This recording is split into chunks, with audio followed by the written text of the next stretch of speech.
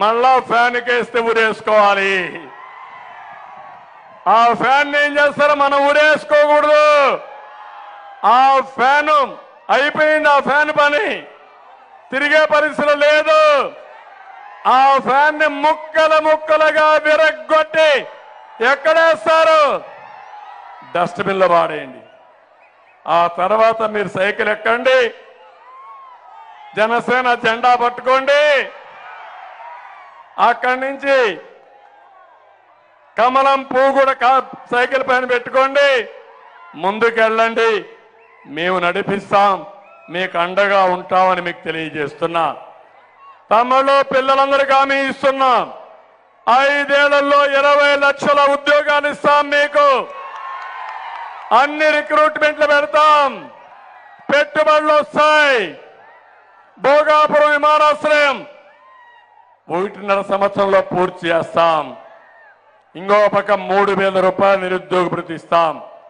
మా ఆడబిడ్డలకి ఏదైతే ఆడబిడ్డ అనేది ఒక్కొక్కరికి 1,500 రూపాయల చొప్పున ఇంట్లో ఎంతమంది ఉంటే అంతమందికి ఇస్తారు. తల్లికి వందనలు ఒక బిడ్డకు 15,000 రూపాయల చొప్పున ఎంతమంది పిల్లలుంటే అంతమందికి ఇస్తాం. గ్యాస్ అయితే వంట గ్యాస్ 3 సిలిండర్లు ఉచితంగా ఇస్తాం. ఆర్టీసీ బస్సుల్లో ఉచిత ప్రయాణ సౌకర్యం చేస్తాం. డాక్రా సంఘాలు నేనే పెట్టాను. ఇప్పుడు కేంద్రం కూడా నారీ శక్తి కింద ముందుకు వస్తున్నారు.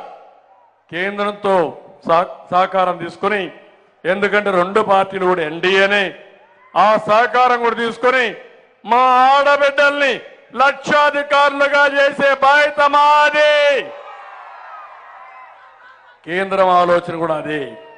ఎందుకు ఈ మాట చెప్పానంటే, డాక్రా సంఘాల ద్వారా చదువుకున్న పిల్లల్ని ప్రోత్సహించి ప్రోత్సాహాలు ఇస్తే మీరు బ్రహ్మాండంగా వస్తారు. అది చేస్తాం. అన్నదాత గవర్నమెంట్ ఆఫ్ ఇండియా కూడా కిసాన్ అనే కార్యక్రమం ముందుకు వచ్చారు. ఇప్పుడే 6,000 రూపాయలు సంవత్సరానికి ఇస్తున్నాడు. జగన్మోహన్ రెడ్డి ఇచ్చేది 7,500 ఇస్తానని చెప్పింది 12,500 చేసింది మోసం. అందుకే నేను హామీ ఇస్తున్నా, తెలుగుదేశం వస్తానే, ఎన్డీఏ ఇక్కడ వస్తానే 20,000 రూపాయలు అన్నదాత కింద ఇచ్చి మీ రుణం తీర్చుకుంటాను. రైతునే రాజుగా చేస్తాం. ఇంకొక పక్క ఈరోజు మీరు చూస్తే ప్రతి ఒక్క పేదవాడికి పింఛను వేస్తాం. 4,000 రూపాయలు పింఛన్లు ఇస్తాం. పింఛను ఏప్రిల్ నుంచి అమలు చేస్తాం. జూన్ 4వ తారీఖు రిజల్ట్స్ వస్తాయి. జూలై నెలలో 3 నెలల పింఛన్లు బకాయిలు ఇచ్చి 4,000 రూపాయల చొప్పున ఇచ్చే బాధ్యత మాది. ఇంటి దగ్గరనే ఇస్తాం. 1వ తారీఖున ఇస్తాం. అందరికీ పింఛన్లు ఇచ్చే బాధ్యత, వెనుకబడిన వర్గాలకైతే 50 సంవత్సరాలకే పింఛన్ ఇచ్చే బాధ్యత మేము తీసుకుంటామని మీ అందరికీ హామీ ఇస్తున్నా. గవర్నమెంట్ ఆఫ్ ఇండియా కూడా గరీబ్ కింద ఒక కార్యక్రమం తీసుకొచ్చారు. పేదవాళ్ళని ఆదుకోవడానికి ఇప్పుడిచ్చే బియ్యం, ఉచిత బియ్యం కంటిన్యూ చేస్తున్నారు. ఇంకా చాలా కార్యక్రమాలు చేస్తున్నారు. నేను అందుకనే P4 పాలసీ కూడా తీసుకొచ్చా. నా జీవితం ఈ పేదవాళ్ళకు అంకితం. పేదరికం నుంచి పైకి తేవడమే నా ధ్యేయం. ఏ పని చేసినా ఈ పేదవాళ్ళ కోసమే చేస్తాను. నేను టెక్నాలజీ కూడా ఉపయోగించుకుని మీకు అండగా నిలబడి మీ కుటుంబాలకు తోడుగా ఉంటానని మరొక్కసారి మా పేదవాళ్ళందరికీ హామీ ఇస్తున్నా. ఇది కాకుండా ఇంకొకసారి చూస్తే వాలంటీర్స్ యొక్క జీతం కూడా 5,000 నుంచి 10,000 రూపాయలు పెంచుతున్నా. వాలంటీర్లు కూడా ఆలోచించుకోవాలి. నాతో ఉంటే మీకు భవిష్యత్తు ఉంటుంది. వైఎస్ఆర్ కాంగ్రెస్ పార్టీలో ఉంటే వాళ్ళకి సహకరిస్తే మీరు ఊడిగం చేయాల్సి వస్తుంది.